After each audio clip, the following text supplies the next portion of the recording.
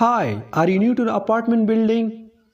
Yes, my name is Monica. Nice to meet you, Monica. My name is Paul. I live on the third floor, apartment number 305. I live on the fourth floor in 405. Hey, you live right above me. That's funny. I hope I'm not too noisy. I've been moving furniture around. That's okay. It doesn't bother me. Have you met any of the other neighbors? I've met a few people. Everyone seems friendly here. Yeah, every month we have a party on the rooftop. It's a potluck, so you can bring a dish to share. That sounds fun. I love parties and potlucks.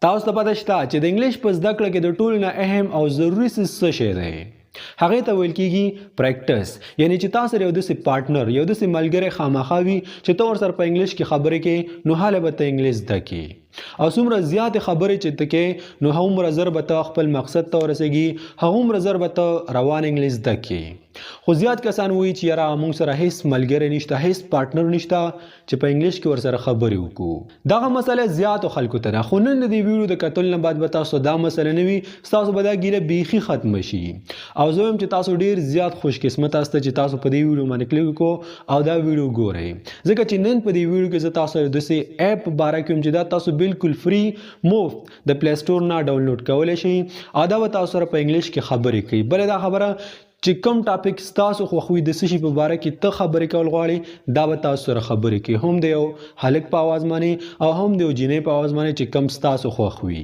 او بله ورکې دا خبره ده که چېرته تاسو پر یې باندې پریکټس کوئ نو دا تاسو ته نوي الفاظ ښیي روزانه درته نوي الفاظ ښیي نوي جملې درته ښیي ستاسو تلفظ پروننسیشن چې د انګلیش یو لفظ دی دا به صحیح څنګه وي بالکل داسې به یې درته ښیي لکه برټش او امریکن خلک چې څنګه پرونونس کوي بله ورکې دا خبره چې دا ستاسو نه شرم وباسي تاسو بالکل دې ته تیاری چې تاسو هر چا سره ښه ډاډه انګلیش ووایئ بغیر د یارې نه او بغیر د ججک نه تقریبا تر اوسه پورې د دې نه د 5 میلیونو نه زیات خلک فایده اخلي خو تاسو سره دې په باره کې پته هم نشته خو نن په دې ویډیو کې به زه تاسو ته انشاءالله ښه په تفصیل سره وایم سټپ بای سټپ به هم پوه کوم چې دا اپ تاسو څنګه استعمالولی شي او د دې په ذریعه باندې تاسو انګلیش څنګه زده کولی شي نو تاسو به داسې کار وکړئ چې خپل موبایل به راوباسئ او د ټولو نه مخکې به لاړ شئ پلی سټور ته کله چې پلی سټور ته لاړ شئ نو په پلی سټور کې به څه سرچ کړئ زه درته اوس ښیم انګلیش کنورسیشن پریکټس دا به ورکې ولیکئ ما الریډي لیکلی دا به سرچ کړئ نو ستاسو مخې ته به دغه اپ راشي ګوره د تصویر ته وګوره دا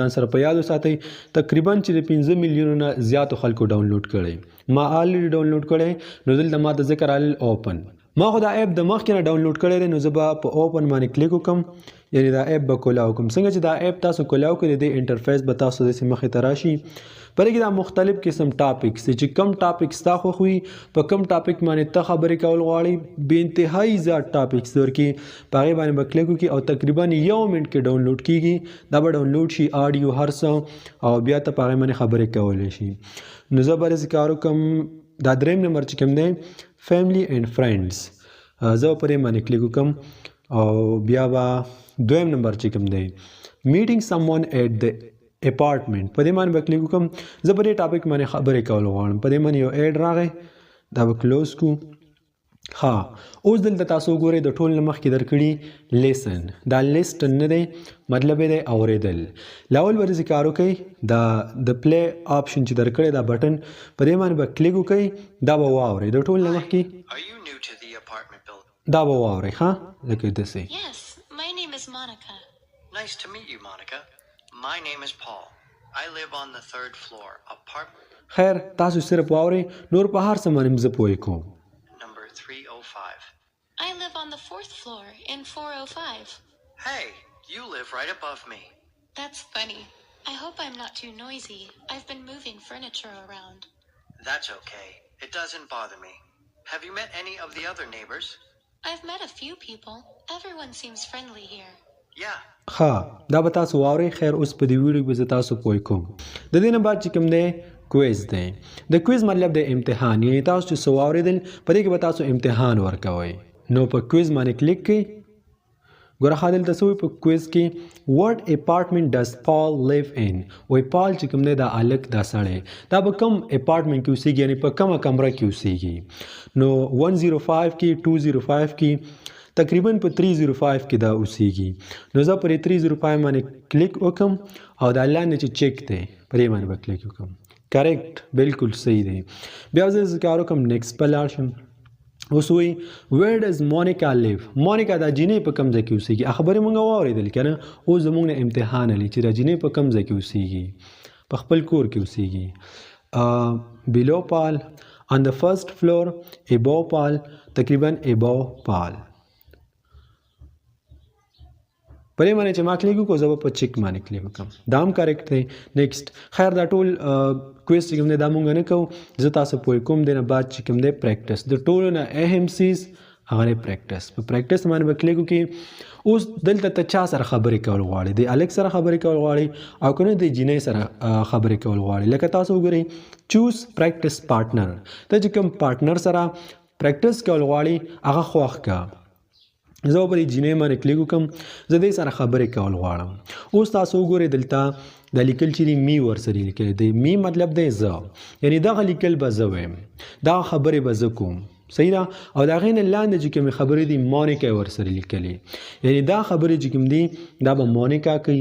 هغه یې داسې لږ تت کړي هم دي صحیح نه ښکاري.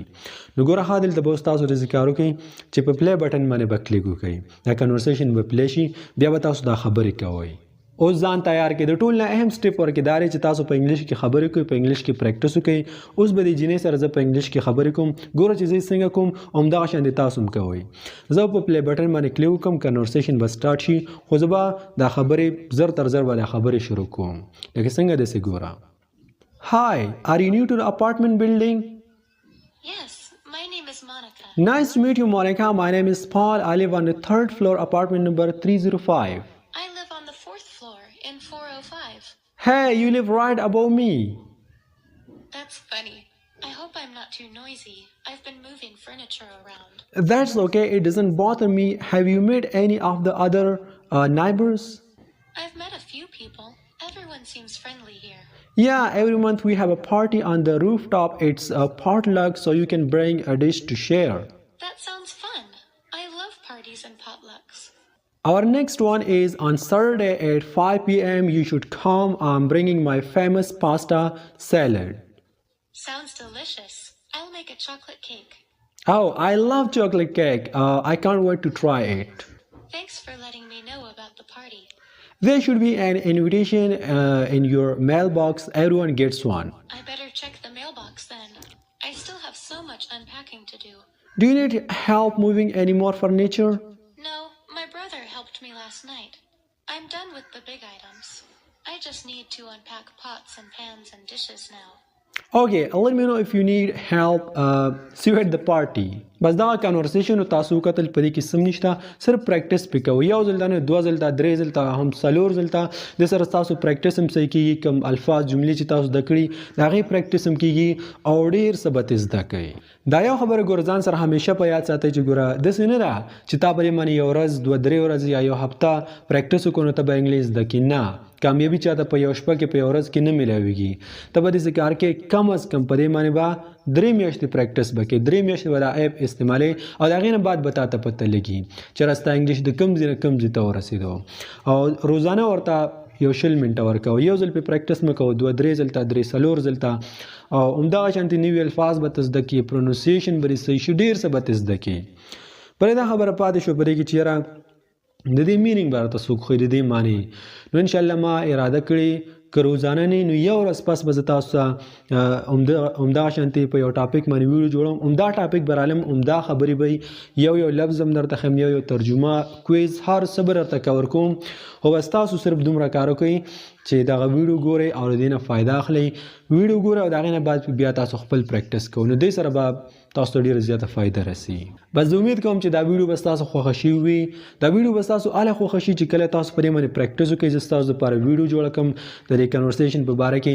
ما ته په کمنټ سیکشن کې خامخا ووایئ چې یاره زه په دې باندې ویډیو جوړه کړم او که نه. او دا کنورسیشن چې کوم سیریز دی دا مونږ جاري وساتو که نه. کوشش به کوم چې روزانه، خو که روزانه نه نو یو ورځ پس به زه په دې باندې تاسو ته ویډیو جوړوم او د هغې نه به تاسو ډېره زیاته زده کړه کوئ. بل دا چې بور کېږئ هم به نه، شارټ ویډیو به 15 منټه 4 منټه، خو هر څه به یې ورکې. او که نور هم څه سوال وي، څه قسمه پوښتنې د انګلیش په باره کې په کمنټ سیکشن کې مونږ ته ووایئ. زه به کوشش کوم چې تاسو ته جواب درکړم. See you inshallah next time with another lesson. او د هغې پورې د الله په امان.